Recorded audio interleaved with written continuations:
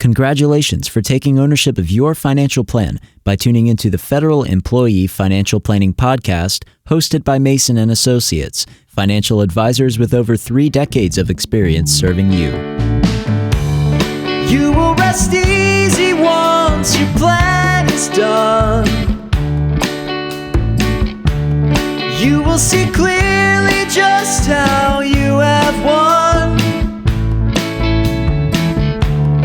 Gone are the times where you'd hope and pray. It's gonna be a bright, sunshiny day. Welcome to the Federal Employee Financial Planning Podcast. You got with you tonight myself, Tommy Blackburn, CFP, CPA, and to my right, we've got John Mason, President of Mason & Associates, CFP, Ben Rakes, IRS enrolled agent, EA, and CFP, and of course, the man, the myth, the legend, Mike Mason, CFP, and the chairman of Mason & Associates. Thank you for being with us. Thank you for sticking with us if you've been a listener through several episodes. If you're new to the show, we really hope you enjoyed this episode. Today, on this show, we're going to talk about, I guess, we said we would start with fee only versus kind of some other models of financial planning. I think we're going to kind of morph that a little bit into really a financial planner and the different ways they get paid versus all the other methods out there. Because there's a lot of people that get paid different ways, and they're just not a financial planner no matter what that model is. Thank you again for being with us. We also want to point out that our YouTube channel it's live, it's active. We're releasing a lot of content over there. So if you like what you're hearing, please like this, share it with your friends, send us your comments to Mason FP. That's Mason Financial Plan, or F as in financial and P as in planning, at masonllc.net. And please listen to the YouTube videos as well, and let us know what you think about that, or follow those. I think we've got some shorter form content over there, some longer form content as well, I believe will be over there. But anyway, fellas, how are we doing? Tommy, thank you for the intro. It's been a fun day. It's April. We've gotten through tax time, and I think in general, we're all really excited that we have strategic planning meeting season coming up. And for our audience, that's 8 weeks where we'll do somewhere in the neighborhood of 350 client meetings in 8 weeks. And as some in the industry have said, is we hope to deliver massive value to each of those families during that 8-week period. And why do we do that? We want to have all of our clients, Mike, on the similar service calendar. We want to have those meetings done and accomplished early in the year so that we can review tax projections early. But most importantly is we want to create more work for ourselves, and we want to create more work for the client. And by doing these meetings earlier in the year, we're able to have everybody on a similar service calendar, which I think is pretty great. It makes it really good. We talked in a previous episode about state taxes not being withheld. If you find that early in the year, you can prevent a big scare. If you're not doing that meeting until November, you got 11 months to catch up on. So as we go into this, guys, John, on the last episode we recorded, I won't get the terminology exact, but expect or demand excellence, from the people you work with. And that's everyone. That's the mechanic that fixes your car, your financial planner, the person that does your taxes. Demand excellence. As we're going to do this show, we want to talk about what does it mean when somebody is a financial planner that's fee only? What if they're not fee only? Are they commission, or are they some kind of hybrid? But don't let the cost of the hiring of that professional, dissuade you. Don't say, oh, this one's 1 and this one's 1.5. Let's understand, are you getting excellence, and understand what you're getting. So we're going to talk about the different platforms, but let's also make sure you understand what kind of excellence you're buying into when you create a relationship with a financial planner. That's a good callback, Mike. And as you said, demand excellence from everybody. I know at a conference we attended a few years back, the presenter was talking about 5-star reviews, and like when did doing your job all of a sudden get you to a 5-star review? Like, you answered the phone and gave me a cheeseburger, you get 5 stars. Like, you just did your job. Like, that's 1 star. because you were adequate. We want to demand a 5-star experience from the CPAs, the financial planners, the mechanic, and unfortunately, not to go deep in the weeds or take a dark turn here, the country has gotten to a point where we accept less than excellence, and we just want our podcast listeners, our clients, to demand excellence from everybody. Yeah, everybody should treat you like Chick-fil-A does, huh? That's right. But Raising Cane's right across the street is taking some business because they have some good chicken. So, Ben, maybe you can tell us a little bit, I think, for the audience, before we dive into the different models, right? So we have fee only, we have a hybrid person or firm, and then we have commission only. Can you just maybe share with our audience how Mason and Associates is compensated, where we fall in this? So let's start with some definitions maybe of fee only, the commission side, and then also that kind of hybrid. So in my mind, what fee only means is that we only ever get paid directly from our clients. So we typically charge a fee for the assets that we manage, and we pull that from the assets that we manage from our clients. We do not get specific commissions from using a American Funds fund or a Vanguard fund or a Columbia, whatever it may be. We only get paid from our clients, and we're not incentivized to use any other types of funds other than what's the very best for the client. That is the model that Mason and Associates falls under. I've already touched on this a little bit. The commission side, another way that advisors can get compensated is they get a commission. So they will recommend a product. Maybe it's life insurance or long-term care insurance. Maybe it's a specific type of mutual fund or ETF. And based on the type of recommendation that they make, they will make a commission on selling that product. The hybrid, John, that you mentioned is actually right in between those. So there's some people that get fees directly from their clients and also get commissions from the people for which they sell products to those clients. Again, Mason and Associates is fee only, and that's how we work with our clients. And further expanding on that, Ben, because I think you did a great job defining the 3 different options. Primarily, we operate as an asset under management firm, which just means that if the assets that we're managing for our clients goes up, then we receive a pay raise. If the assets go down, like they did in 2022, then we receive a pay cut. So we think it's important that, one, our interests are aligned with clients, right? So we're all in it together. 2, I think it's good to call out, like we have on previous episodes, that when we recommend doing things like Roth conversions or donor advised funds or delaying Social Security, it's very counterproductive for us on a revenue standpoint, at least immediately, because we're taking assets out of management, reducing our compensation, but doing what's the best for clients. So I think it's just really good to hit on that. We do charge some like monthly fees too sometimes. So for example, we can charge a one-time planning fee, which we do, of $2,500, or if clients have maybe less than a typical asset under management of $700,000 or more, then we could potentially charge like a subscription planning fee. So, but primarily AUM based. So I think it's good for our audience to know that too. And stealing a line from Ken Fisher, guys, we do better when you do better. I think that's very well said. That's kind of how we operate at Mason. You used AUM, that's assets under management, and it's extremely important that that there's nothing hidden. There's nothing, no revenue we get other than what we get from you. There's times where folks call in and they're really nice folks. And they have $500,000 or $400,000, and we will send them to our friends who are also in the business. And there's no kickback when that happens. We're just helping them get the kind of financial planning service they need. So I think this begs the question. We've, I think, clearly defined the different ways that advisors get paid, and we've specifically said how we get paid. Tommy, why should any client care how their advisor gets paid? Does it really make a difference? Yeah, well, I think it's all about conflicts of interest is at least a piece of that, where we are only paid by our clients. Now we've already acknowledged we have a conflict of interest in that we're paid on the assets, which means the investments that we manage for our clients. But we're very transparent about that. And we do things that are contrary to that compensation all the time, like the Roth conversions, the donor advised funds, things that lower the assets we're managing. all of this one comes back to we are held to what you may have heard batted around as a fiduciary standard.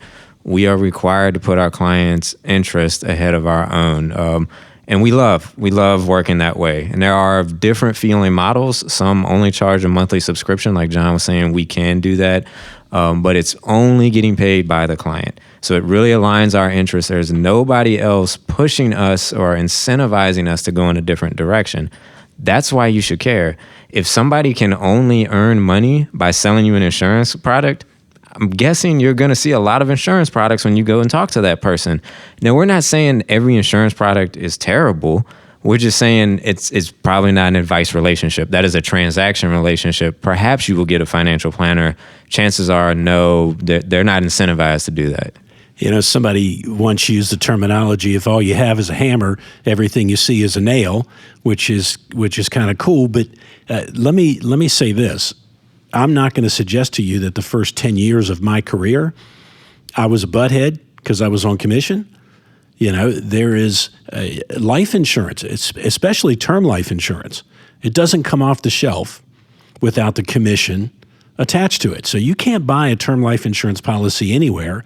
I guess maybe a federal employees group life, but if you're buying your own policy, it's going to have a commission. And guess what? If you're 45 years old, you probably want your own 20-year term versus federal employees group life. Long-term care doesn't come off the shelf without the commission that's baked into it unless you buy, which you can't now, federal long-term care. We left Equitable because Equitable said to us in 2000, we like the amount of business you're doing in mutual funds and some annuities, but if you don't sell enough of this life insurance, then that promise of having health insurance through our company is going to go away. And that's when Ken and I said, well, so basically you're telling us that the client needs life insurance, you know, and they need whole life insurance before they need the right product. And that's when we left. So it's, again, commissions aren't bad, but if all they can do is get you a product with commissions, then my question would be, what happens to our relationship year two? Because you got the commission up front, you know, year 2 through year 32. I guess the government has kind of already told us that they don't believe that anybody can be a fiduciary if they're commission only. I think we all believe that, like, in theory land, you could be a commissioned insurance agent or a commissioned person and hold yourself to a fiduciary standard, even if nobody else does, or even if nobody else will allow you to call yourself that. It's still, in theory world, possible for an insurance person to knock on your door, sit at your kitchen table, and say, you have an adequate amount of life insurance, this appointment's over. That is possible. You have an adequate amount and it's in the right spot. There's nothing wrong with XYZ company. Right. Congratulations. You did wonderful. I'll be going now. Thanks for the cookie and I will have a nice day. You know, like, that is possible. It's also possible that they convince you to replace everything that you have. So Ben asked a really good question, and it was like, if I remember correctly, why should people care? And Ben, I wrote down that contender versus pretender. And what I mean there is, and we talked about this in a previous episode, is if you know you are in a commission-based relationship, that's fine. Just disclose it that way so I know how you're talking to me. Are you talking to me as somebody that's going to sell me windows or a life insurance policy? Or are you pretending to be a trusted advisor? Are you pretending to be a fiduciary? Are you pretending to be somebody that's going to actually do a comprehensive review of my finances, disguising it so that you can sell me something on the back end? I think that's why consumers and our listeners should care, is because they deserve to know, in what way are we doing business? And are you an agent of an insurance company where you represent the insurance company? Or are you my fiduciary where you represent me? And unfortunately, this industry has been backwards for a long time, that it's kind of like this new thing, representing your client and doing what's best for them, when we've been trying to do this for decades. It's kind of new in the industry, and the government's trying to regulate that. And guys, you know, what John just said was kind of a comparison to the commission world and the fee world. But I want to draw it back to the fee world as well. You could have a fee only that all they do is manage money, right? And you could have a fee only that, like we are, that we handle the money management through a third party, SEM, and we do the financial planning. And just know what you're getting is the point. Absolutely know what you're getting. And to just clarify a little bit, so we manage assets, Mike, for our clients on a discretionary basis, and we use SEM Wealth Management to help us manage those assets as well. But asset gatherers are no better than commissioned salespeople. And unfortunately, there's been this huge wave in the industry, and Tommy and Ben, you may not have seen it as much as we did because we were at the BD, but a huge wave in the industry where everybody was like, oh my God, you mean I can just get paid every year and I don't have to do anything? So there was this huge wave in the commission industry where everybody started moving things to fee-based or asset under management models where they're not necessarily adding any value. They're just transitioning it from product A to product B so that they build up trailing revenue. And these folks maybe have too many clients, maybe aren't adding any value, only have annual compliance meetings, but they're earning 1% on an enormous number of clients and portfolio and not delivering any value. And they're charging it now an advice fee to not give advice. That's called reverse churning, and that is almost as bad as, or maybe even worse in some instances, than somebody knocking on your door saying, I'd like to at least be transparent and sell you some windows. So this brings us back. We've come full circle to the beginning of the episode where I said we're going to morph this into what's a financial planner versus, a pretender, as you would say. And that's the issue. So we have fee only, and it's kind of a shame is you have fee only advisors who are truly just money managers held to a supposed fiduciary standard, but they're not really giving any advice. They're not doing anything other than managing a portfolio and collecting a fee. It made me think, as we kind of rounded the corner here, a compliment that we get from clients frequently, and we get a lot. One is, you speak it in my language, so I don't have to speak yours, but this was in acknowledging the conflict of interest that we have and how we get paid, but it brought back that we are indeed financial advisors doing what's right for our clients. And where I'm going is the example was client has a pension, offers a lump sum. Interest rates have changed. That lump sum amount has now come down quite a bit. And as I was looking at it with the client, I said, I think we've gotten to a point where we're going to take the pension. I think that's the better thing for your financial plan versus taking the lump sum amount of cash that they would offer you and us investing it. Here's why, this and that, and why I think it's best for your plan now. And the client looked at me in the Zoom meeting. He said, well, doesn't that affect your compensation? Doesn't that negatively affect your compensation to give me this recommendation? I said, I hadn't thought about that, Mr. Client, but you're absolutely correct. That does negatively impact our compensation. But that's okay because we have a relationship that we're very happy with, and this is what we think is right for you. Now, to be fair, you think the client appreciated? I think they really appreciated the transparency of. It was awesome to hear the client acknowledge that too, of just saying, "I can see you're working against your own interests right now."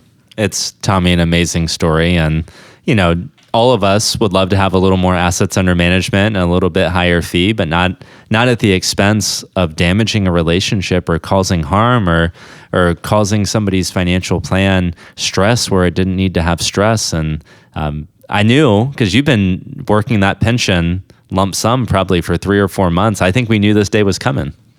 Oh, yeah. We knew that one was coming. The story is making me think a little bit to a podcast we just recorded about something. It's the long-term thought of things, right? Like Social Security. We could have tax-free benefits, and maybe in the short term we feel great, but in the long term we shot ourselves in the foot. You've got to keep what's good for everybody at heart, and good things will come. Cast your bread upon the waters, and it'll come back in club sandwiches. I love it. Better. We've just released a podcast on 2023 as a military survivor benefit open season. So you just talked about. You didn't go out and spend $5,000 on radio for a month to turn around and tell this guy to take the pension, but we just did that. We just spent $5,000 on radio to get the word out that this military open season could be the biggest opportunity of a lifetime. And if the client I'm thinking about takes it, it's going to pull $150,000 to $175,000 that could be managed. or is being managed out to buy survivor benefits. So that's when you spend money to reduce your assets under management. That's a fiduciary. And excited about. I mean, that's the thing that's so crazy is we're excited about reducing our compensation going into 2024 because it will have meant that X number of clients have survivor benefits where they wouldn't have had it otherwise. And it's kind of, I don't know if disturbing is the right word, but like it's like we're disturbing, like so happy about this. And this is just, it's not off subject, but did you see Jim Bales? Did you see his face light up during the radio show last week when that lady called in and said, "You mean when my father dies, and he's going to because of the cancer, that his $100,000 retirement dies with it? And I can fix that? You're telling me I can fix that?" If you didn't see it, because I think you were on the same side as him, it was just heartwarming to me. And Jim's a financial planner, and he helped us, do this expense to give to the community. And he just lit up because he knew he just helped one person, and he cast his bread upon the waters.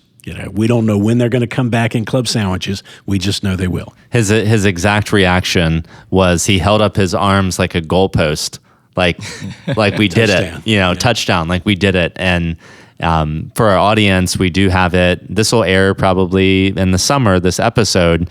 There's a YouTube video of the radio show that we did with Sinclair Communications and James Bales. It's on our YouTube channel, so YouTube, Mason and Associates. You can go back and you can hear that phone call, and you can hear how maybe one of the best ways we could have spent, Mason and Associates and Bales revenue is even just helping this one person was game changer for us. So fee only, hybrid, commission only. And we've talked about a variety of these already. Ben, I have a specific question for you because I think I've been very fortunate in that I grew up in the business with Mike and Ken.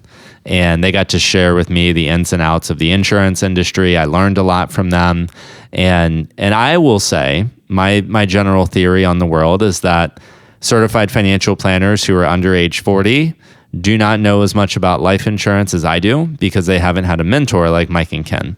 So I think the people out there that are working with certified financial planners, at least the younger ones, probably don't have as much insurance experience. Needless to say, what do you want to say about that? And then number two, as fiduciaries, we still have to recognize when clients need insurance, and we still need to recognize when clients need annuities. As fee-only advisors or fee-only fiduciaries, how do we then step in and help in those situations? I think to address the first part of your question is that we've talked about being a fee-only advisor versus being a advisor that collects commissions. And I think it's easy for us as the under 40 crowd to say, hey, you know what? I get my gold star for the day because I'm a fee-only advisor and I went to Virginia Tech and I'm super smart and this is the way to do business. It doesn't mean necessarily anything if you're a fee-only advisor. You can be a fee-only advisor and give really bad advice. And you can also be a commission-based advisor and give fantastic advice. Just within the walls of our own office here, Ken, Mike, John, you guys bring up topics and issues all the time about whole life insurance and universal life insurance and long-term care, products that you all are intimately familiar with that I'm like, oh man, why didn't I know that? And why didn't I think of that first? So there's certainly a place where some of the younger guys coming up can learn from some of the older guys for sure. And then thinking about, I think the second piece of your question was, how can we work to make sure those life insurance needs are filled if that's really not a place where we can get paid? I think we look at a group like Low Load Insurance Services. We look at some of the other brokers out there, and what we can ask the client is, hey, what are your life insurance needs? What are your long-term care needs? What do you might need in disability insurance? And then send them to a broker who will give them a whole host of policies that they can use, and then they can pick the best one for them rather than us as the fiduciary not being able to sell that to them, or as a commission-based agent that can only sell one or two of them and not 10 or 20 of the options. I will say, John, as we take a walk in the past that you were asking Ben about, I remember Ben and I, when we were at our previous firm together, talking and saying some of these fee-only advisors have their noses up in the air and they're overlooking these other issues. So we didn't have Mike and Ken necessarily showing us all these things, but we were pretty able easily to identify, hey, people are just being money managers and they're missing these things. They're overlooking it. I wanted to give a shout out to Ken, because recently, sure enough, I've had a few with long-term care insurance, and sometimes you hit the easy button, right? Like, I think sometimes folks come to me for tax things just because I can be an easier, quicker solution that surely anyone can solve themselves, but you hit the easy button. And this one, I was like, I'm just going to go straight to Ken, because he's probably seen this policy, and sure enough, he's like, is it the 222 or the, he's right, he's spouting off numbers. And sure enough, it was great. It's awesome to have that experience. And he was able to enlighten myself and the client, walk us through exactly what our options with those contracts were. We're a team, and I think for our listeners and for us to always remember, which I know we do, is we're a team. And our clients, although they may have John or Mike or Ben or Tommy or Ken as the lead or their primary contact, clients are all benefiting from all 5 of our experience.